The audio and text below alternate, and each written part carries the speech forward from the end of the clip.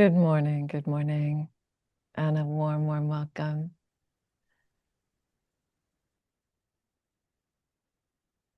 It's good to have everyone here gathered together.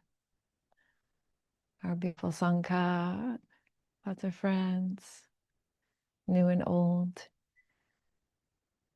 And this is the Sunday Sounds of Dhamma program. So that means, as usual, we'll have about half an hour of meditation, about half an hour of Dhamma talk, and some time for questions, comments, reflections from all of you. But before that, just to make a couple of announcements. So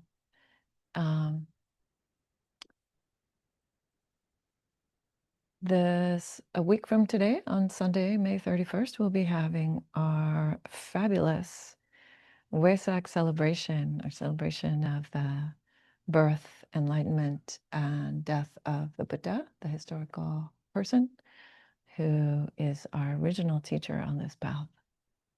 And we're doing that at the park, but there will be, thanks to Debbie, some streaming also, so live Zoom.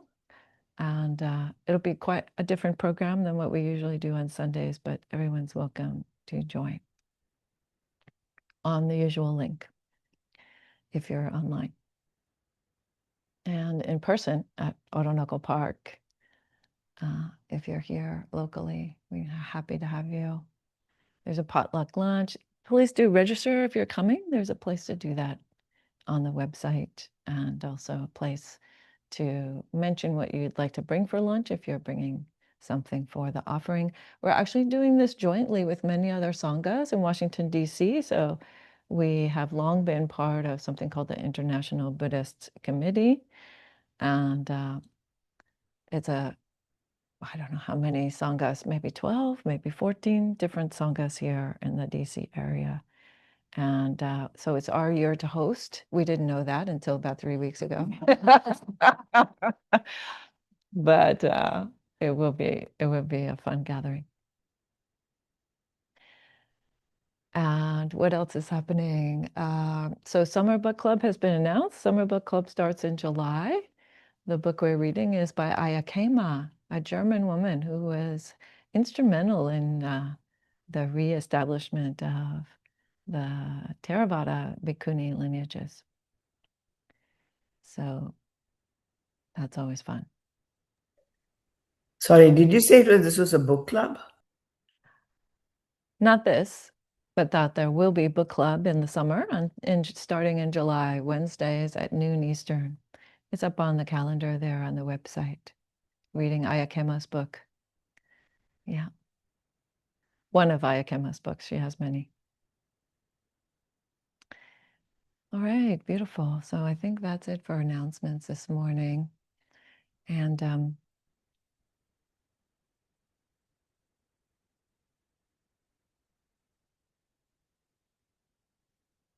I think that again this week I'd like to offer a meditation which is going to be focused on cessation, on observing endings.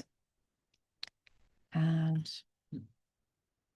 not just noticing the endings, but also perhaps noticing your reactions or your responses to that. What is it that comes up for you when you observe the end of a thought or the end of a breath or the end of a sound?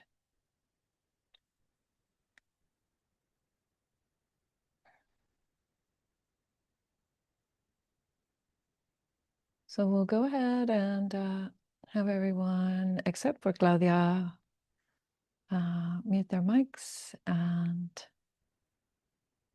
begin by settling into your upright and balanced meditation posture.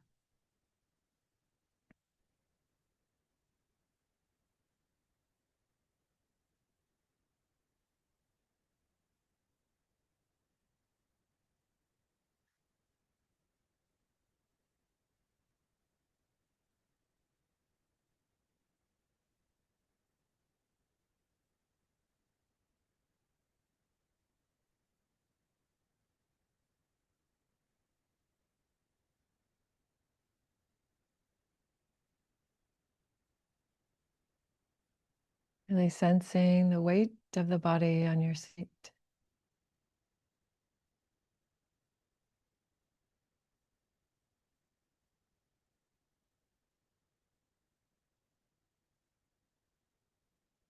A natural stability of form.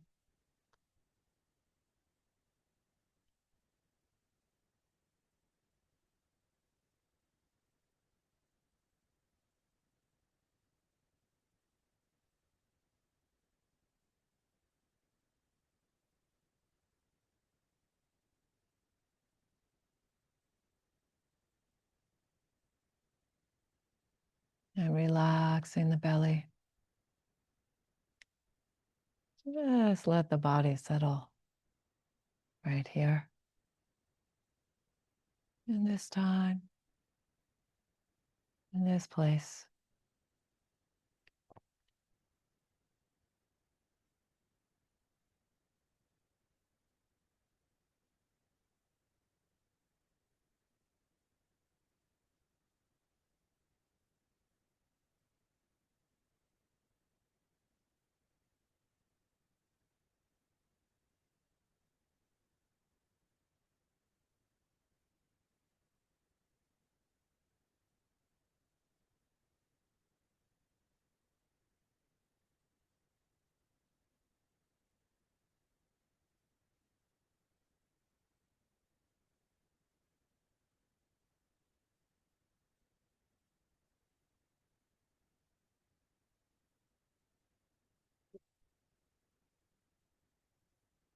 If you want to relax the energy of the body, you can place the hands flat on your thighs.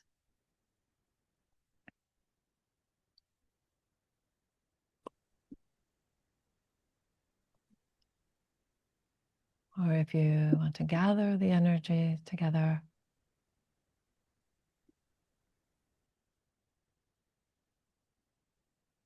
can bring the hands to your lap, right hand over left hand, and the thumb tips lightly touching.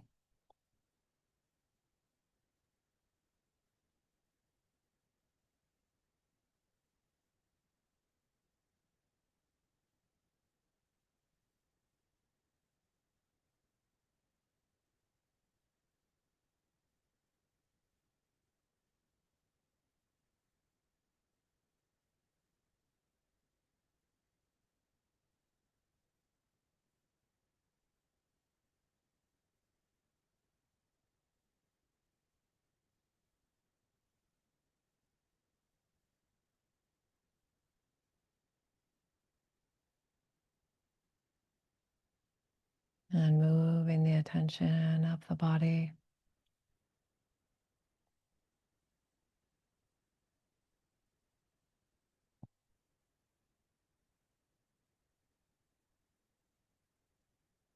And softening the eyes.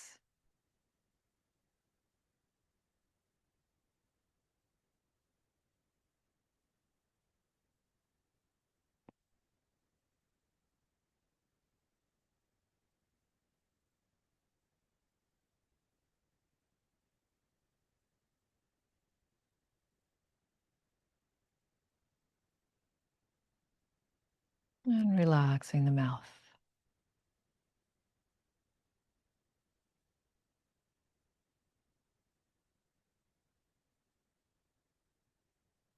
Unless, of course, you have a smile, in which case, keep your smile.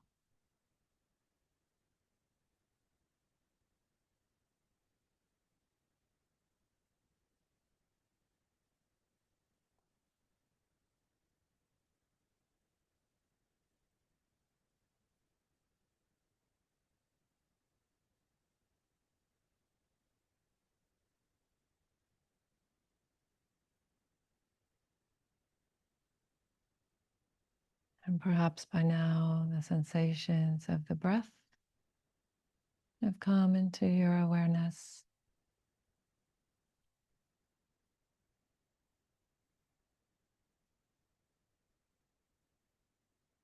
And you can begin to observe the ending of each part of the breath.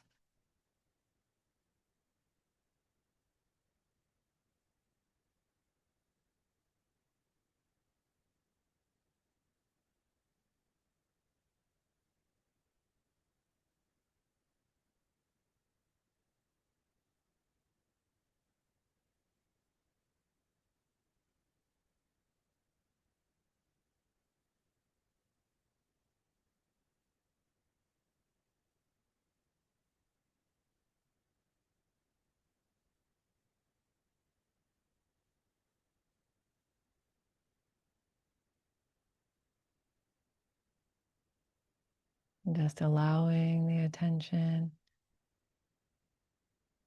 to follow along the length of the breath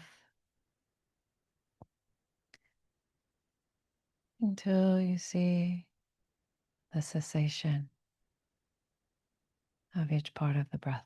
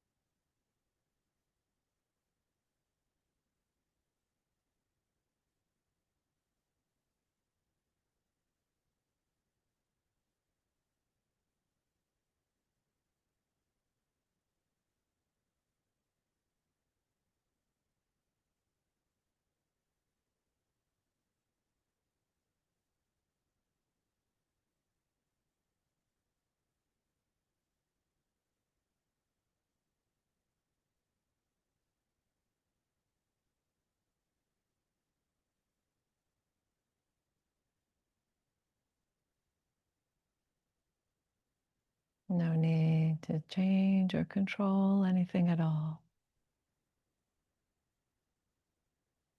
Just noticing those endings.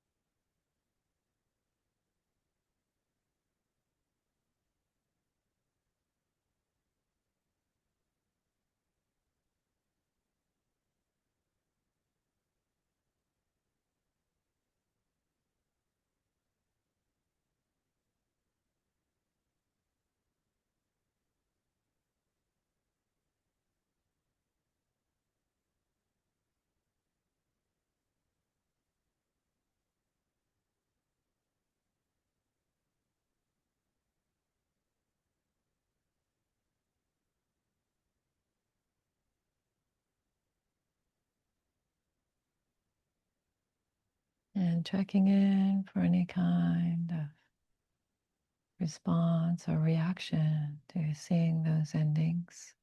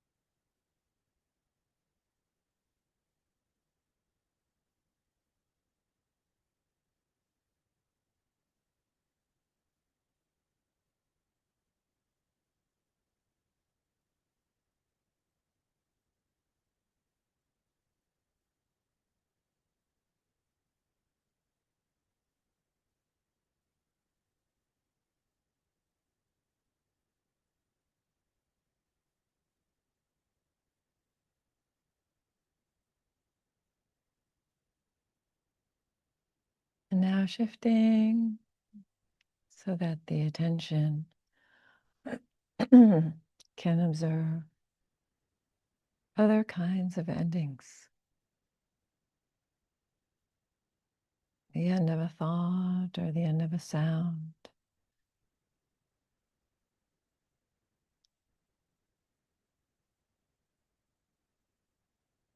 Or perhaps the end of some sensation in the body. Just checking in.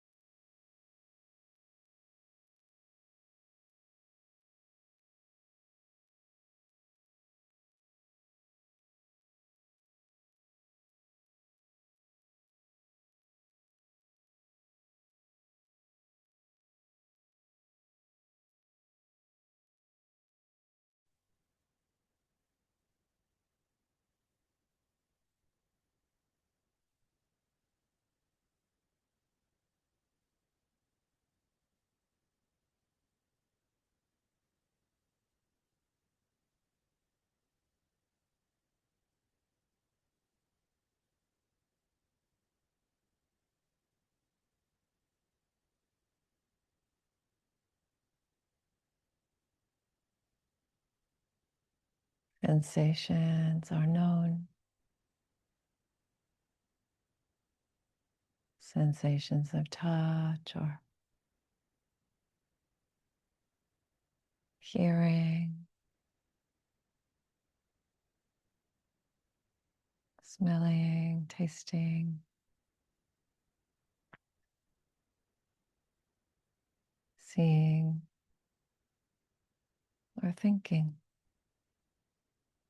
And each one naturally comes to its conclusion.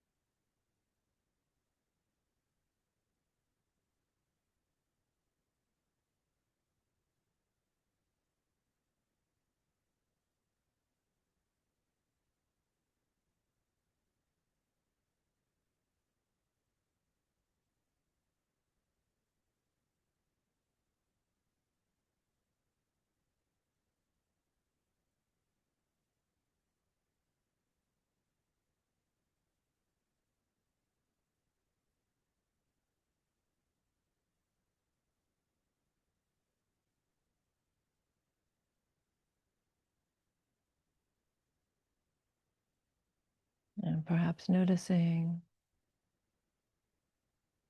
that each ending, each moment of experience coming to its conclusion allows room for the next moment of experience to be known.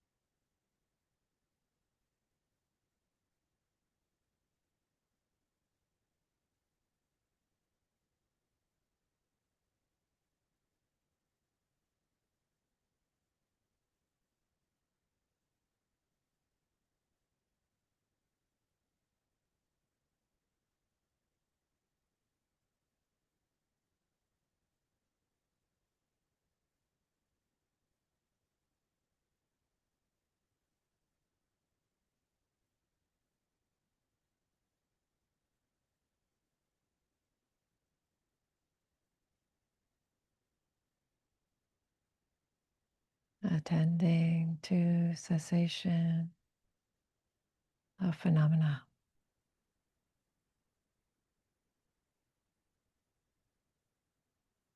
Moment by moment.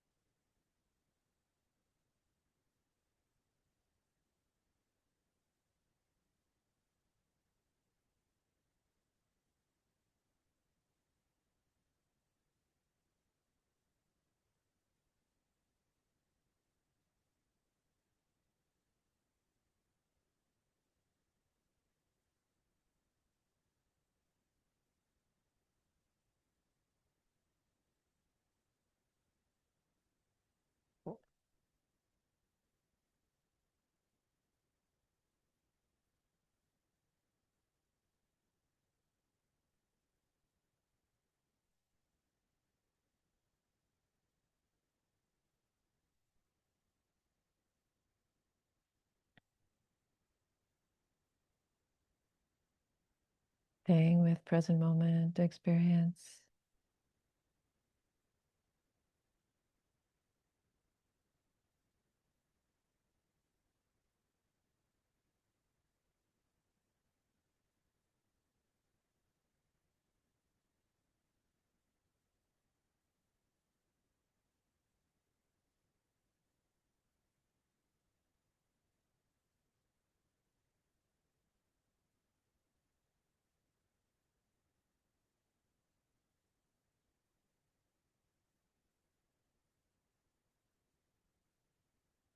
Even if that experience is a thought about the future or the past,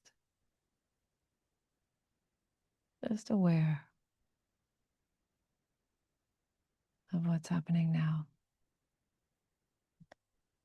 and what's ending.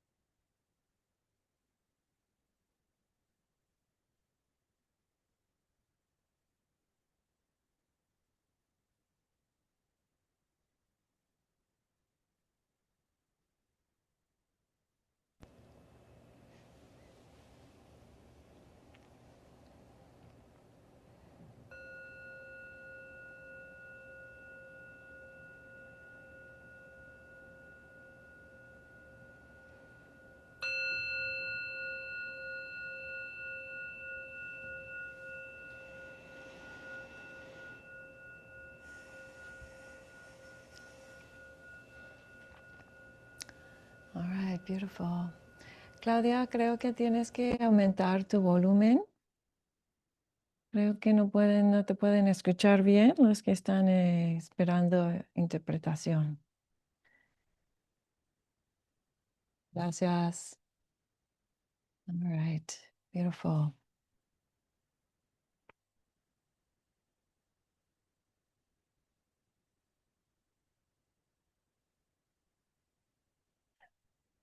So now I'm going to go ahead and move into the Dhamma talk, and we'll begin as ever with homage to the Buddha, the Dhamma, and the Sangha.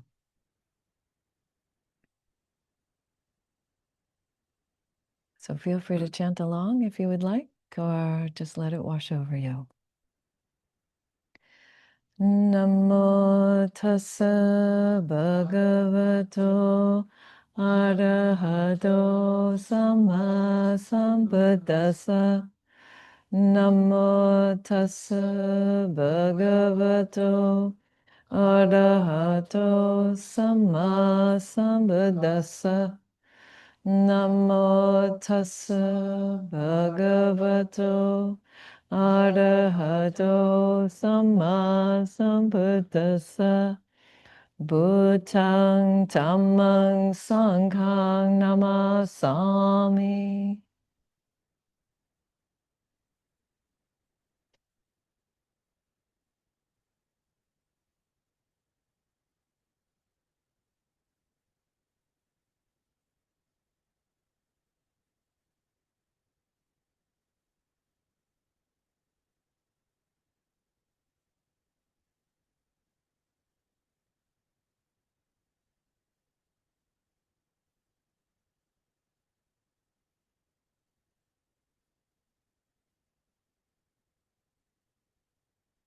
Could somebody reach back and just turn off the air filter for a moment? That far right, far left button, actually. There you go. Thank you.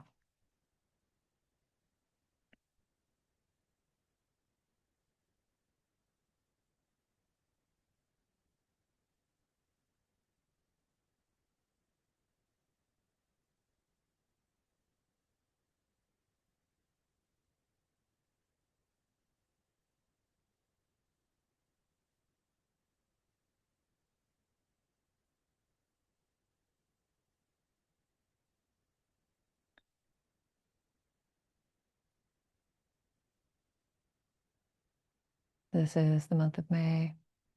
And as I have mentioned before, it's the month in which we celebrate the life of the Buddha. Buddha is not his name, it's his title. It means the one who is awake. And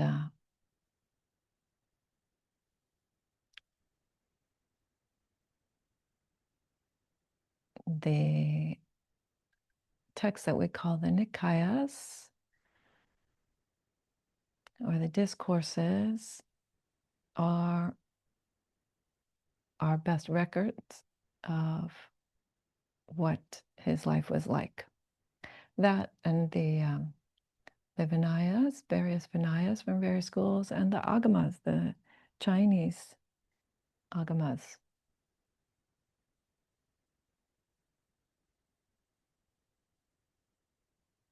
So we have various stories about him, about what he taught, about what he said, about awakening. But today, it being the next to last Sunday of May, well, on the last day we'll have our big gathering, as I said earlier, but this being my last chance to talk about those 3 moments that this month is celebrating, I thought I would say a few words about Long Discourse number 16, the Mahaparinibbana Sutta, the sutta that describes the last 6 months or so of the Buddha's life.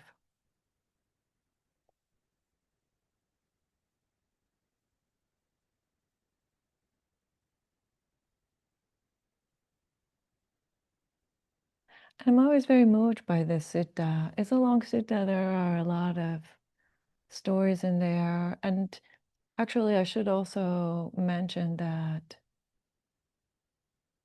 scholars are pretty sure that this is one of those suttas that has been tinkered with or has been added to over the course of years. It's not exactly there are places where we can tell that it has had some changes to it. Nonetheless, as I said, it's pretty much our best shot at understanding what happened back then. And I'm always very moved by the sutta because one of the things that the sutta records is the Buddha going from place to place with his attendant, his assistant, Venerable Ananda, who is also his cousin. And they're walking all over the place. They don't stay still for more than a day or two, apparently. It's at least that's what it sounds like. And he is going from place to place, and he is giving the same teaching again and again and again and again and again. He's giving the same teaching. And the teaching is this, he says, there is the practice of ethics. There is the practice of concentration, or what we might call meditation. Samadhi is the Pali word. Ethics is sila, is the Pali word. And there is wisdom, panya, in Pali. Pali being the ancient language, again, that these texts were collected in, written down in at some point. So there is ethics, there is meditation, there is wisdom. And he says, concentration or meditation that is imbued with ethics, or you could say pervaded by ethics, is very fruitful.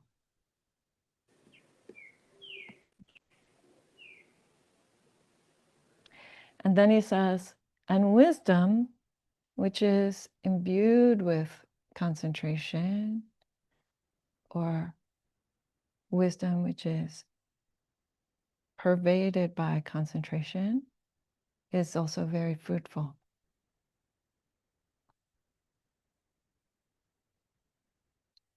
And that's what leads to the end of ignorance, the end of this round of rebirths, the end of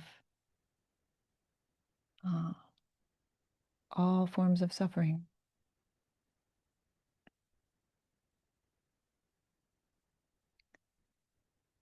And so y'all hear me talk about ethics quite frequently. I think that that's nothing new.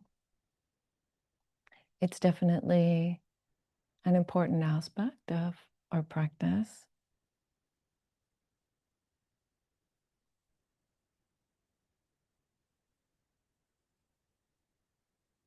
The Buddha said, at a minimum, refrain from killing, refrain from stealing, refrain from sexual misconduct, refrain from false and harmful speech, refrain from intoxicating the mind.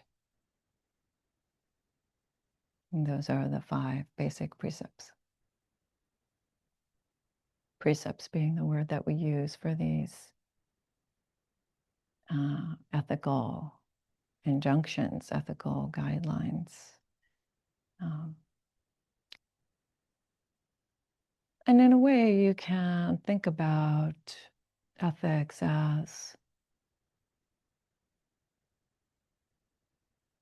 describing the way that karma works. So karma is the word in Pali, or karma. Some of you might have heard it more in Sanskrit. It's kind of become a mainstream word in American culture these days. And the precepts are essentially saying, don't do these things because they will bring you difficulty in your life. They will produce difficult results. It's better to try to refrain from doing those things and avoid having those difficult results. We could say at the most simplistic level, that's what the ethics is doing. It is giving us this kind of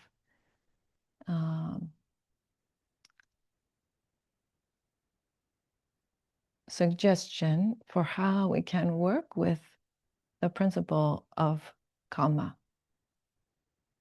Karma is described in early Buddhism as something like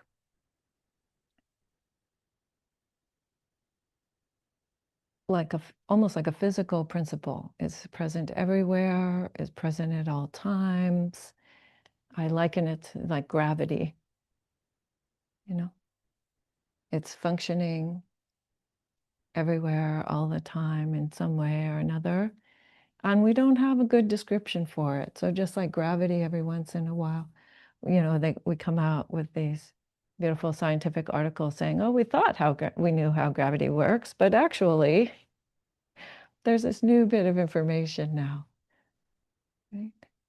And karma is said to be like that. In fact, the Buddha said that karma is an imponderable, is something that is so incredibly vast and complex that human beings cannot fully wrap our minds around it. But we do our best. And our best is something about the way in which karma unfolds the consequences of our intentional actions of body, speech, and mind. So intention is important, and it's the way that karma gets sort of activated. So if you step on the ant by accident, that is not a karmic event. You might still wish it a favorable rebirth, but it's not actually a karmic event because you didn't mean to. But if you stomp on the ant on purpose, then that's a karmic event. Sadly, there will be some consequence for that. So ethics is sila, or ethics or virtue is really a teaching that goes beyond these simple things about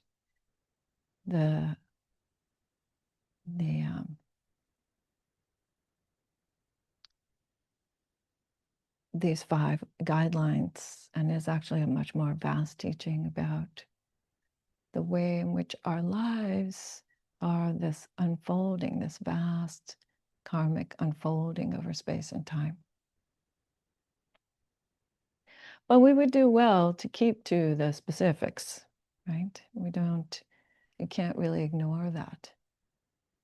Many of you probably don't know that I come from a family situation where there wasn't a lot of ethics.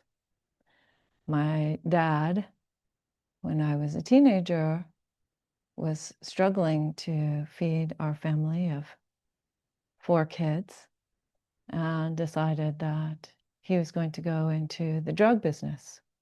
He was part of the Colombian cartel.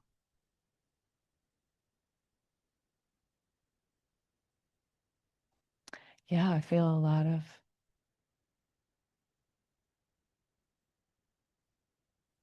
emotion just bring that up again. And he went to jail. He went to prison for 7 years. Right in the middle of my college days, I had to go and beg for a scholarship because Dad didn't tell me that he was going to prison until about a week beforehand. And I didn't have any way to pay for school. I was in the middle of my college days.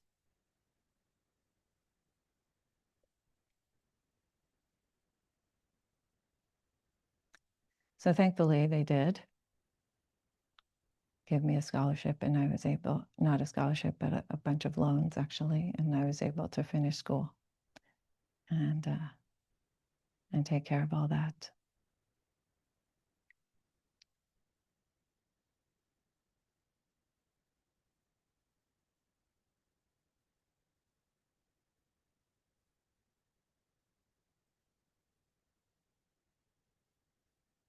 So I say that to say that we can make our choices about what we want to do with our lives.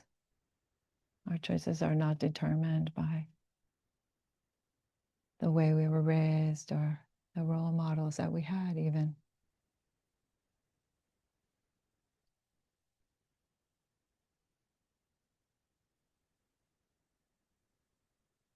But we can see quite clearly in our lives that ethics matters, that choices do have consequences, not just for ourselves, but for others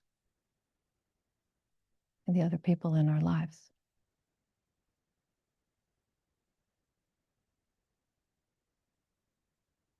So the Buddha interestingly links this to concentration, and he says concentration or immersion, again, the word is samadhi. So samadhi can sometimes in the early texts mean just meditation in general. But oftentimes, most of the time, I would say, is used to mean these the concentration of the mind, the unification of the mind, really developing a clarity and a focus that comes from meditation. And he says that concentration imbued with ethics is very helpful. And usually, I think, a lot of times folks don't make that connection or don't really see why that matters. Why does it matter? Whether you're making good choices in your life. Because you could just sit down and meditate, right? You can just sit down and follow your breath like anybody else. But what the Buddha is pointing to, I believe, is something about the way that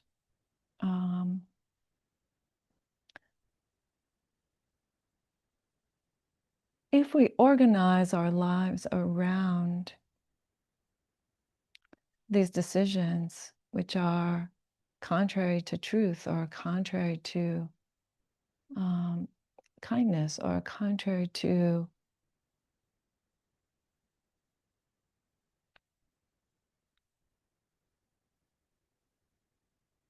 justice, then we feel that resistance in our minds. We end up doing a lot of coping with that resistance and that reactivity. Whether it's out of remorse because you feel bad that you did the thing which was unethical, or whether it's out of the opposite, trying to continuing the scheming, right? Trying to stay away from the consequences, trying to cover up, trying to continue to get whatever it was that you're trying to get. Right? So that kind of activity, you could say that it's producing, at a minimum, it's producing a kind of low-level dukkha. It's producing a kind of low-level suffering whenever we resist the truth of the way that things work.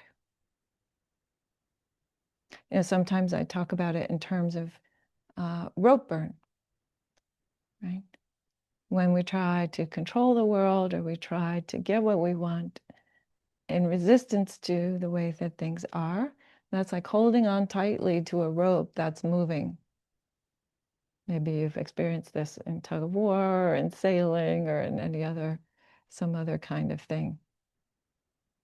Or like the dog, walking the dog, right? If you're holding on and the rope is moving, the more you hold on, the more painful it is.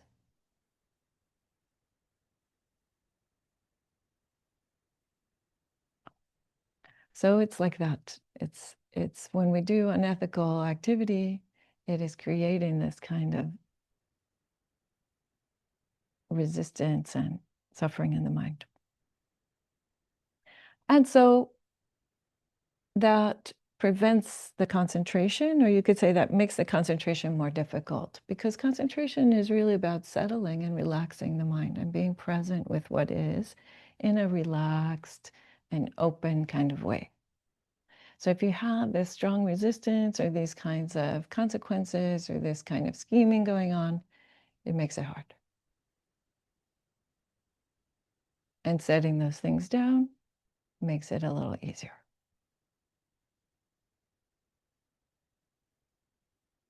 That said, we should know that people can actually change their lives. People can and do change their lives. And they do that over the course of time. It's not that you have to be living a perfectly ethical life in order to practice Buddhism. And there's a story about that too in this sutta. There's a story about a woman named Ambapali.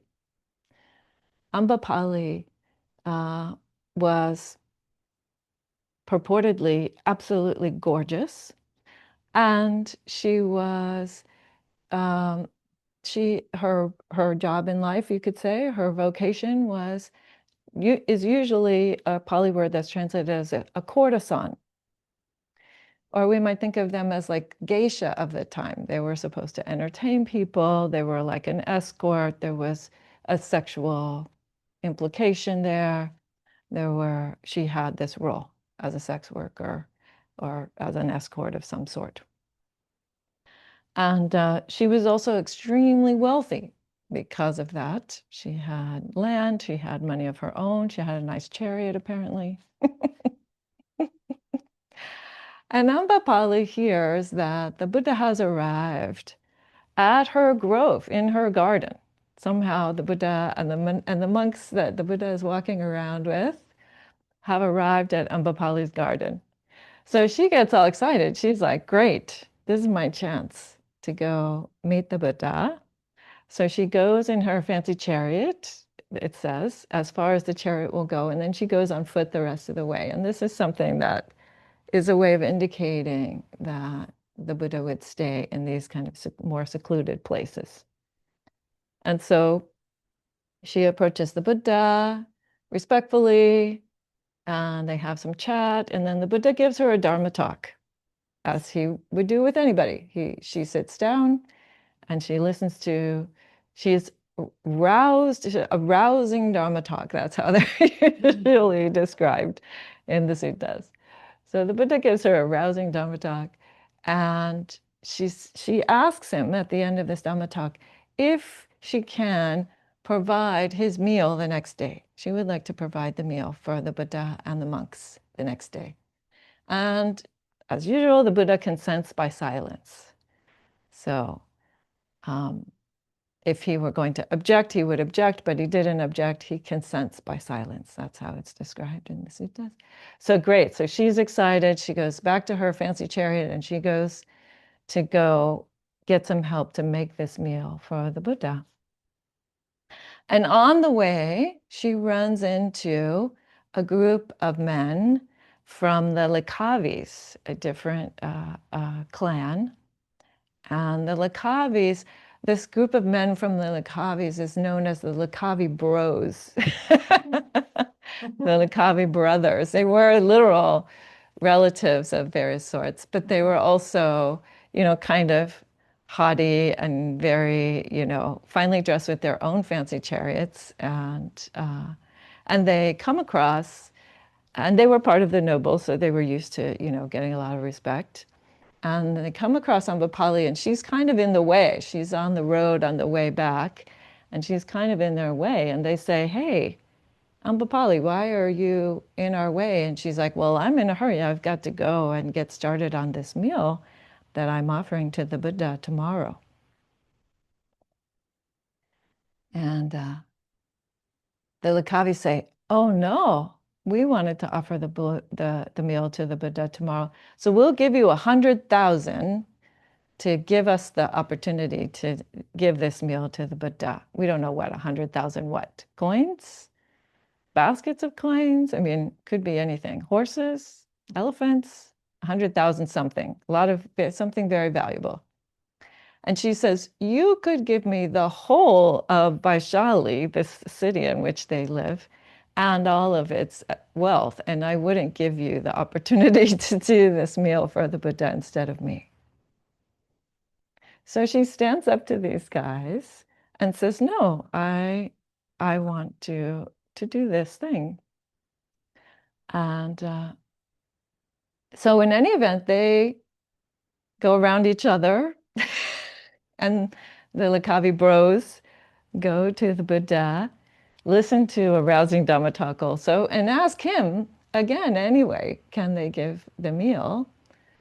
And the Buddha says, no, I have accepted the meal from Ambapali. So she comes the next day with the meal. Or actually, they go to her wherever this thing is supposed to be taking place. They go to her and receive the meal from her, and she serves the Buddha herself. And then again, when the Buddha's finished with the meal, he gives another rousing Dhamma talk. And it's a beautiful teaching by the Buddha, right?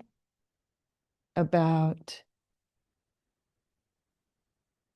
receiving and respecting someone who in his society was not considered very respectable, right? But he's okay with that. And he's not only okay with that, he's very clear with the other nobles, because he was formerly a noble, that he's going to respect her choice.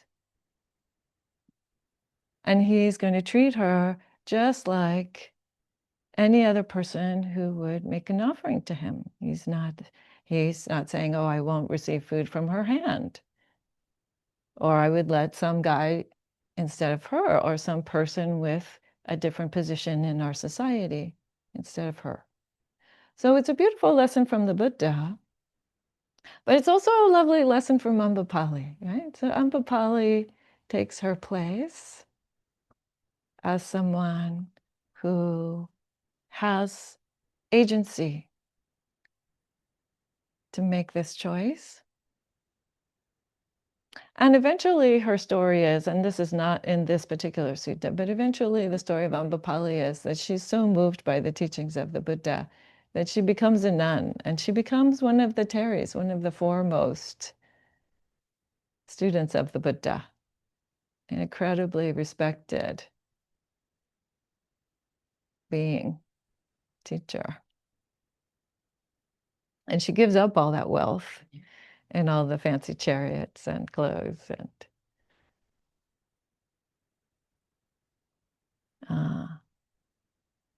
and she goes the Dhamma, she goes the way of the monastic Dhamma. But so even in the case of Ambapali, though, she had to make some choices about what she was going to do with her life in order to make some progress on the path. And then the other part about wisdom imbued with concentration. So why is concentration so important? Why is concentration so important? So wisdom is usually defined in the early suttas as knowing, arising, and ceasing. Or it's described as knowing things just as they are. Mm. And that sounds pretty simple. Maybe both of those descriptions sounds pretty simple. Well, we just did the knowing and arising and ceasing and the meditation, right? And yet there is a way in which we haven't fully received that. We haven't really fully received cessation all the way to its end. Because if we do, when we do, that's nibbana. That's this experience of non-experience, you could say. So knowing arising and ceasing is something that it takes a lot of precision. It takes a lot of steadiness of the mind. And it takes many, many times of knowing it and seeing it at various levels, to various depths, with various degrees of acceptance. It takes many, many, many, many times. We don't actually know how many times it will take before we have the one that unlocks it for us.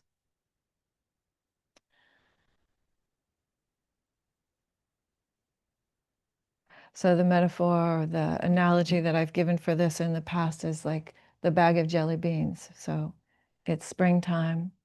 Maybe y'all have been having jelly beans.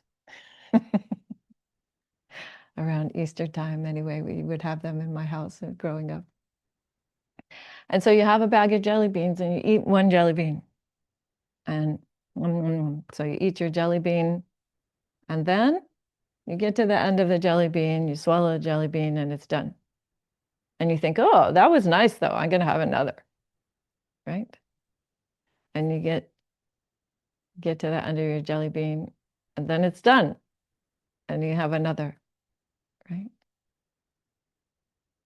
And we are literally living our lives like this, right? Trying to fill up that next moment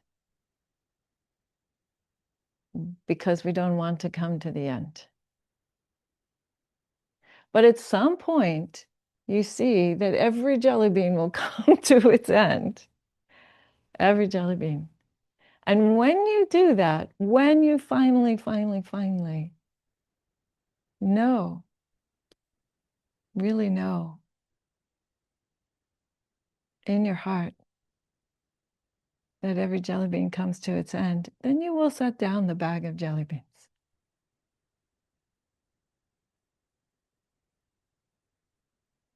You'll set it down. Not because there's anything wrong with jelly beans, but because you know that peace is that ending.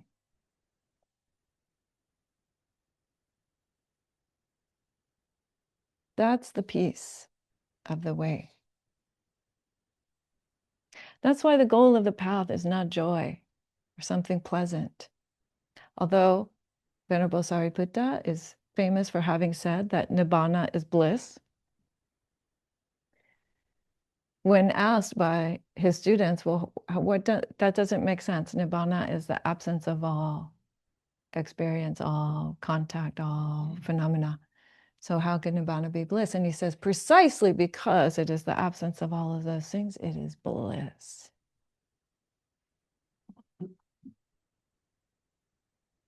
Yeah.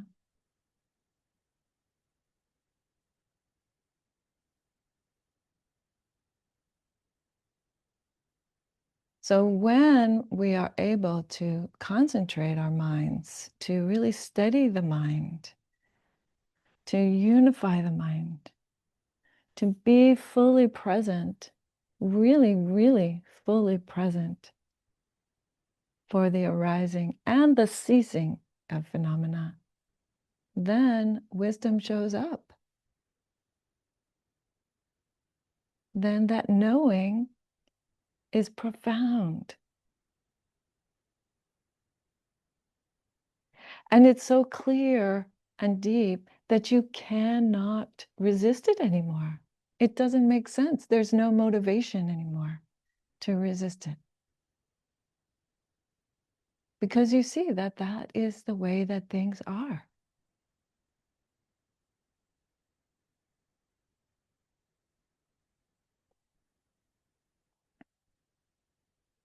So famously, just to try to wrap up my talk here, famously, the Buddha's last words. So he goes around and he's giving this teaching time and time and time again.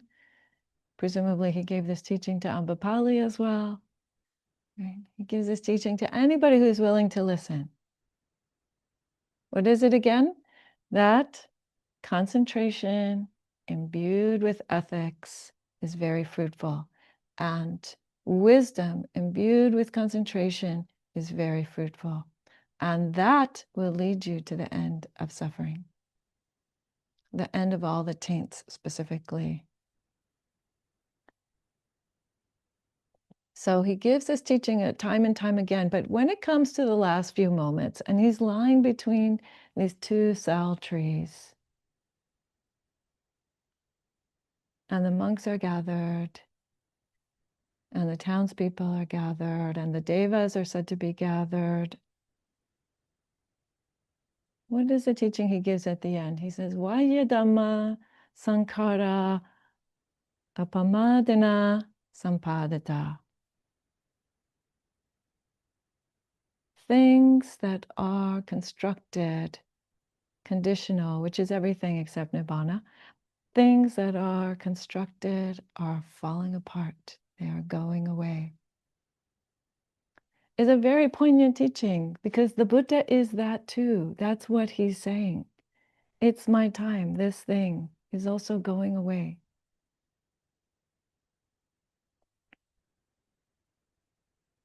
And then the second part,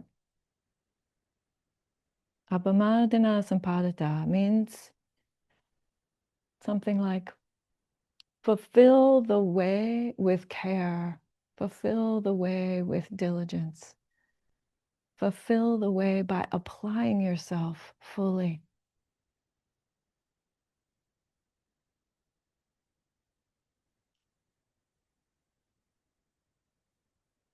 Because you can. Because you can. When I was in Kushinagar, I was at the place of the Buddha's death last year in February. And I was deeply struck by the fact that we already have everything we need to wake up. The Buddha gave us exactly what we need to wake up. You can say what you will about the records or whether that, people have remembered them well or not, but I promise you that we have everything we need to fulfill the way. It is just a matter of doing it.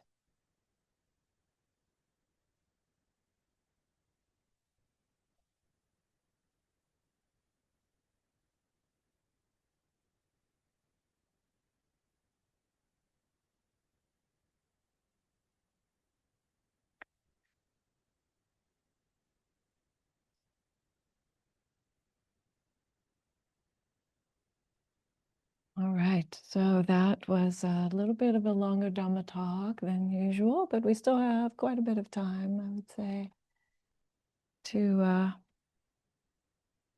have some comments, reflections, questions about the talk or about the meditation itself.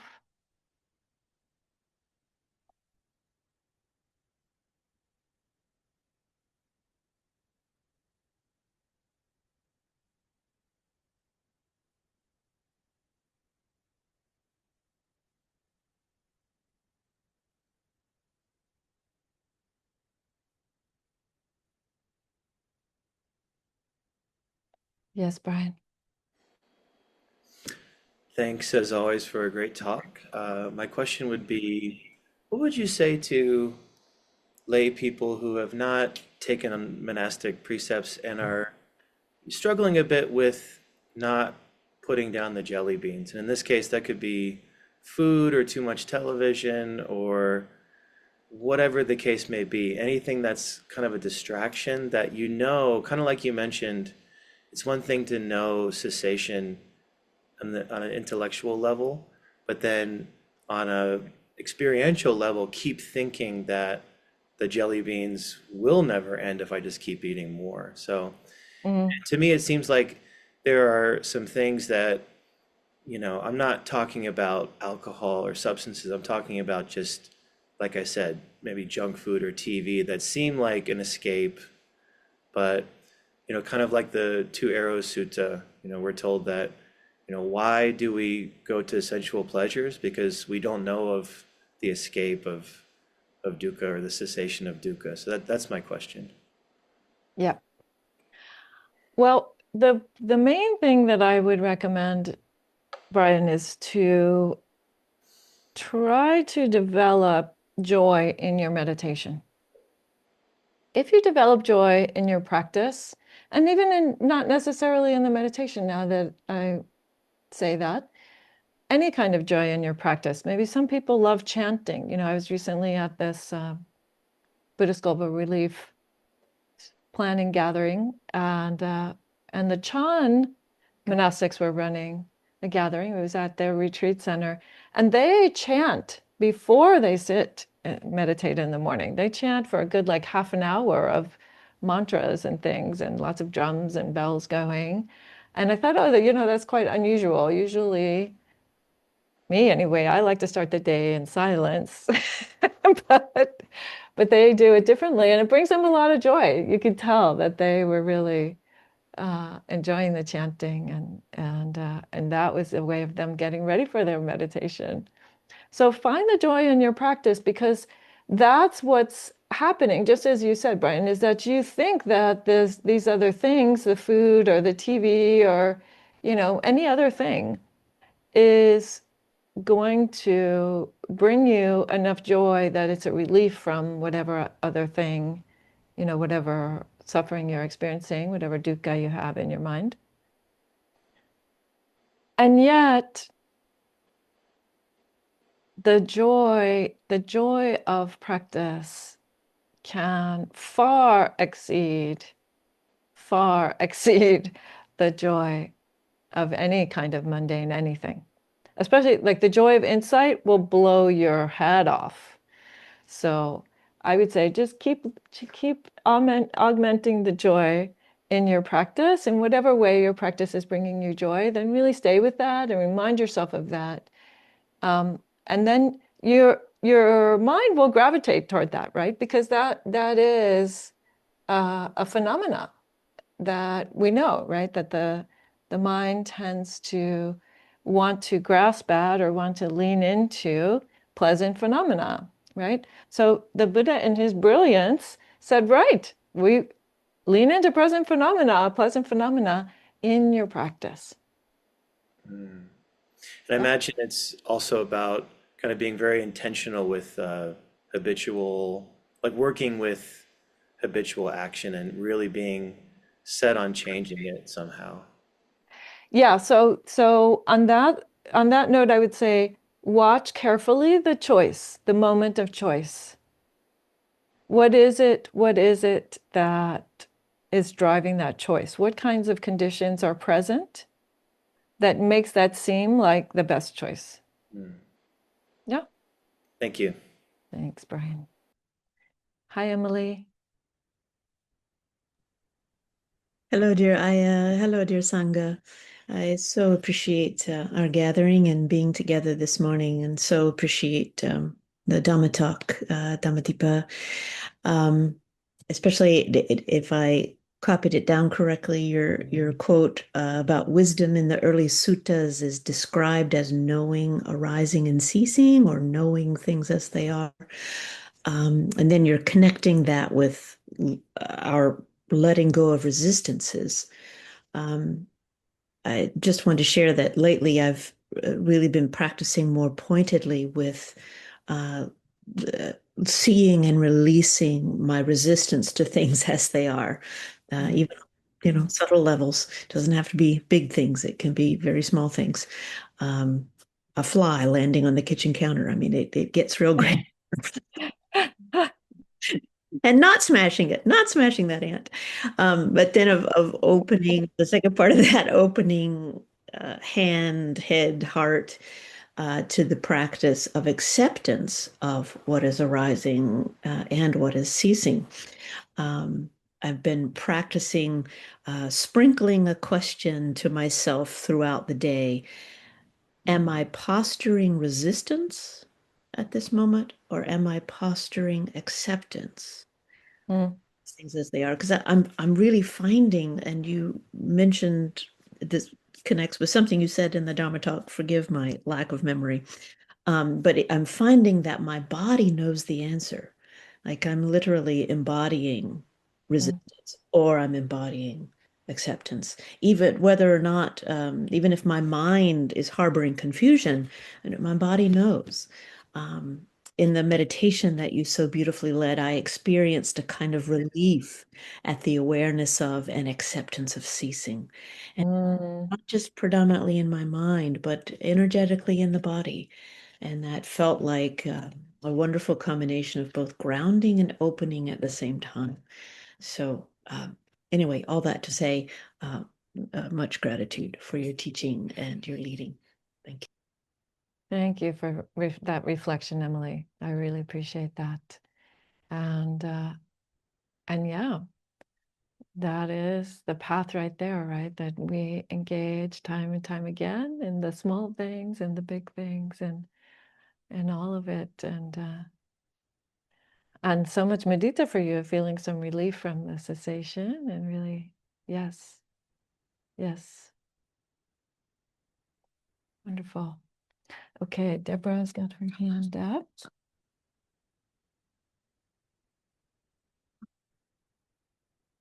Thank you. Wait, you're covering the, yeah, there you go. Thank you, Emily, for sharing about what's been going on with you and for mentioning ants. And I just wanted to share how ants have been this whole spring part of my practice. And it's been, I mean, for me, it's just been revelatory. In the idea that we treasure all living beings and that the Buddha, oh gosh, I start to cry on this one.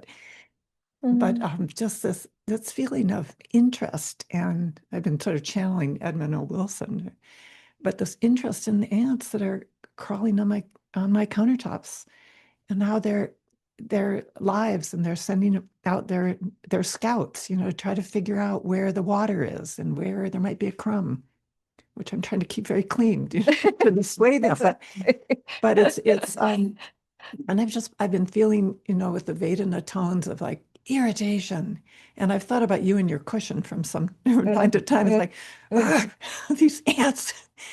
But it's really remarkable how that one can live together with these other creatures in a way where I don't encourage them, but I also have, and I've also accepted that occasionally, I will I cannot be a Jane. Occasionally it will happen that I will kill one by accident. And I'm trying, ooh, that was a crumb. Ooh, that was an ant.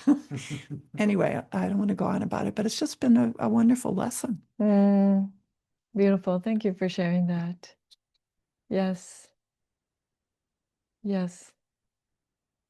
The way we live with other creatures, and then, it softens our heart toward our own lives. I really think that that's what's happening there, And the other day, I have to say also, sometimes like I'll put down the peppermint oil or something to try to strongly deter them from various things in the kitchen. But the other day there were some over there by the steps. And in my mind, I think it was early in the morning or something. And in my mind, I said to myself, oh, they're the little monks. It's not usually what I think when I see the ants, but that happened to be what I thought that morning. And I noticed that, and I thought, oh, there you go. I should just call them the little monks all the time, and then we see how to handle them.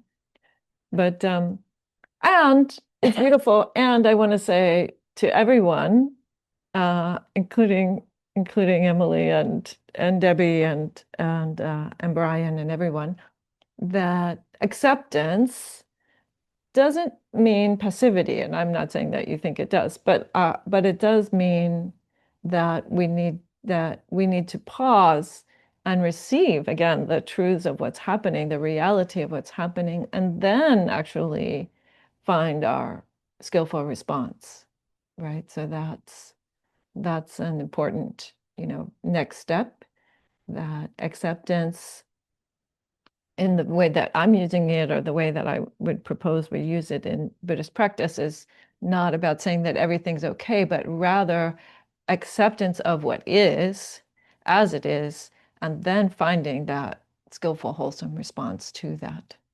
Yeah. Yeah.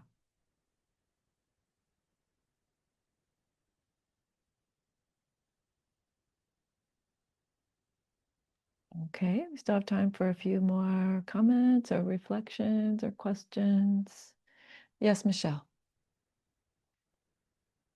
Yes, thank you for the teaching. I was thinking about someone I'm working with right now who has end stage COPD. And so the end of breath for her can sometimes be kind of terrifying. So I was thinking about that a lot during the meditation, and what it would be like to sort of reach that end of the breath and just not be sure if the next breath was coming. And I think it just going through that exercise, will help me be more compassionate with her as I go forward in her care, and understanding what it's like to be in that position, and that I'm grateful for breath. Mm-hmm. Mm-hmm. Yes, thanks for that reflection, Michelle. Yeah, it's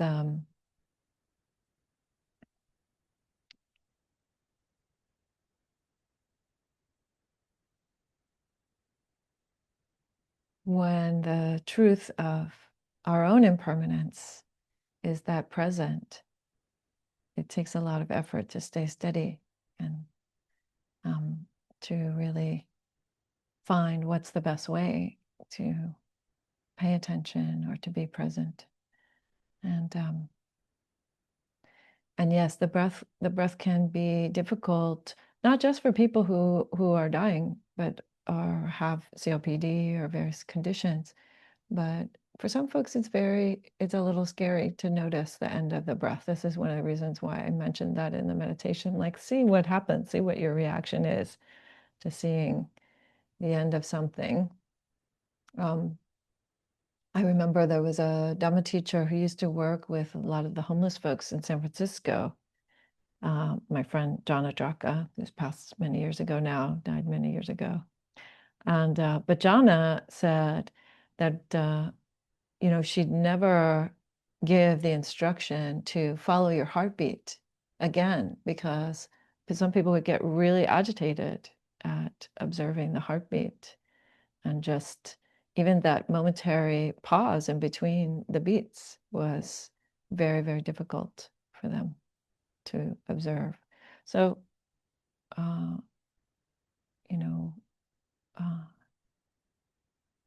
sustaining life is one of the things that is a big motivator for human beings. And I will say that you can also learn to die with some peace. You really can. And that's one of the aspects also of what's told in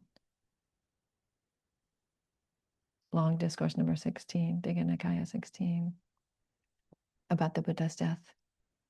He lied down. And of course, the Buddha is exceptional in many ways. So it said that he laid down and then he went through various states of jhana before coming and resting in one of the lower jhana states, because he was going to hang out there and not go too far at the end, not go too far away from the moment, from the people that were there.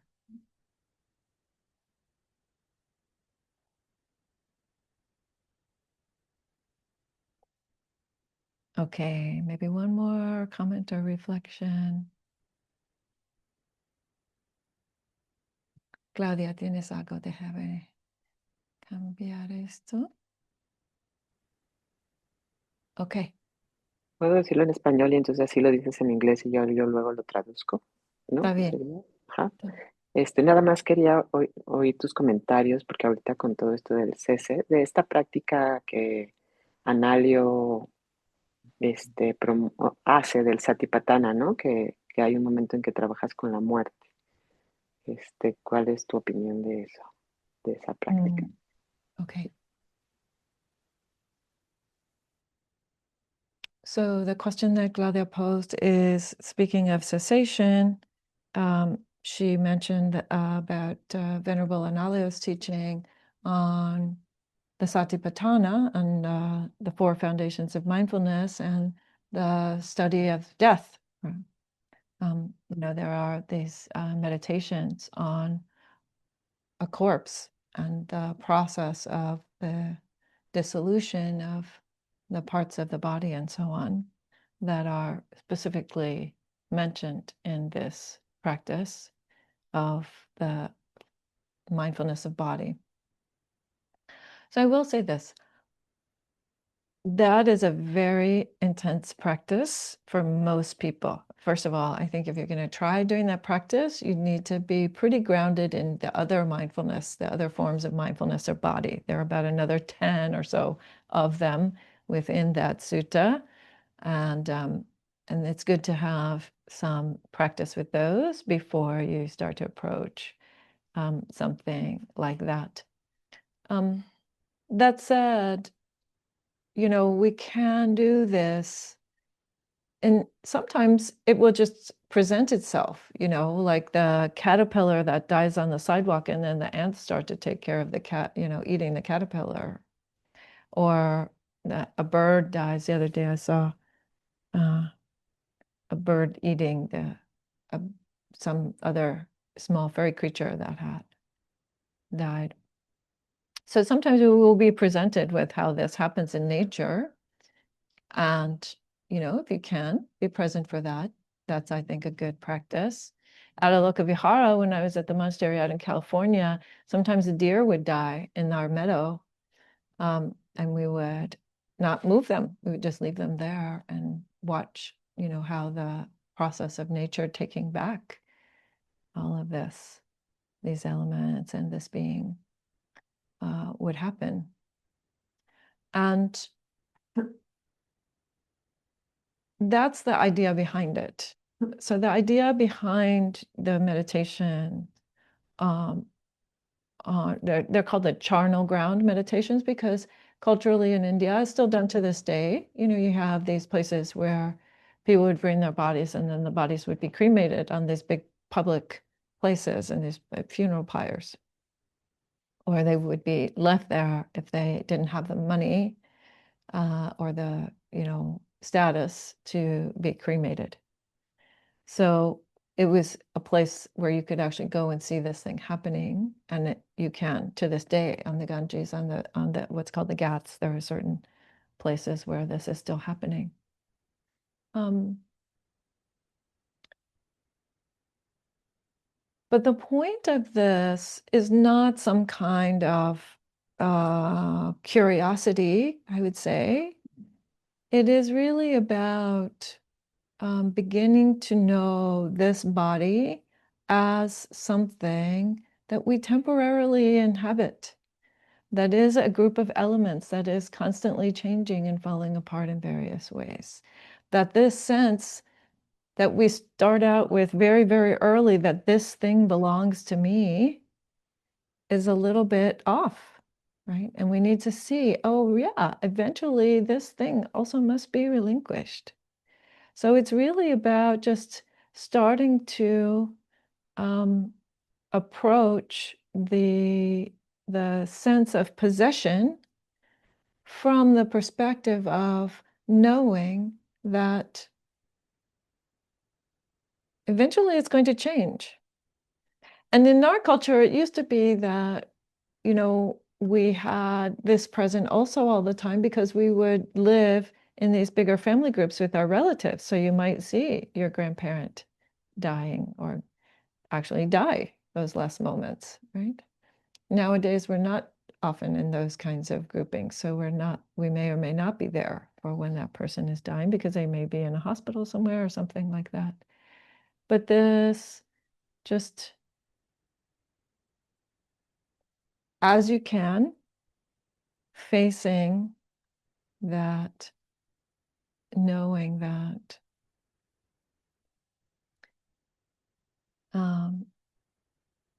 we all must go there. We all must go there.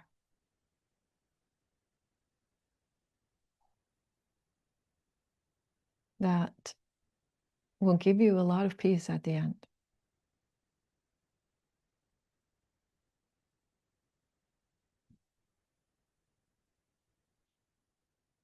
Okay, so we are now at the end of our time here together.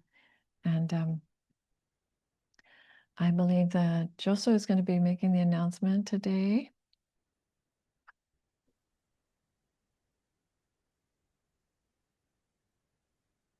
Hi, dear Yes. Sangha. Thank you so much for these beautiful sharings and givings. The practice of giving and receiving has always been a part of Buddhism. As you may know, our Spring 26 fundraiser is still in progress, and your generosity directly supports our guiding teacher Dhammadīpā, the vihara, and makes all of DBC's offerings possible. In addition, it will prepare us to touch even more people as we grow. You can visit our support tab on the website or take a look at the chat and see all of the ways you can contribute, whether through a financial donation, volunteering your time, or giving needed materials. Your support is deeply appreciated. Thank you. Thanks so much, Joso. So yes, I want to just say deep bows of gratitude to everyone who has supported Dassanaya in any form, financial, volunteer, material, and presence. We wouldn't be here without you. And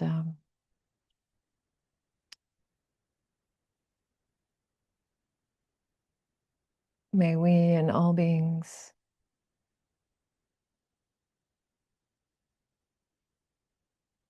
realize the truths of our lives. May we and all beings know ourselves as wisdom.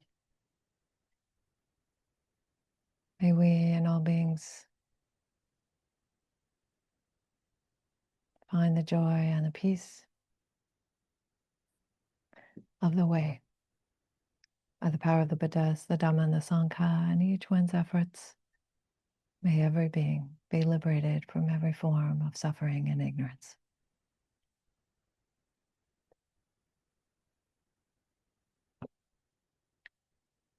Bye, everyone.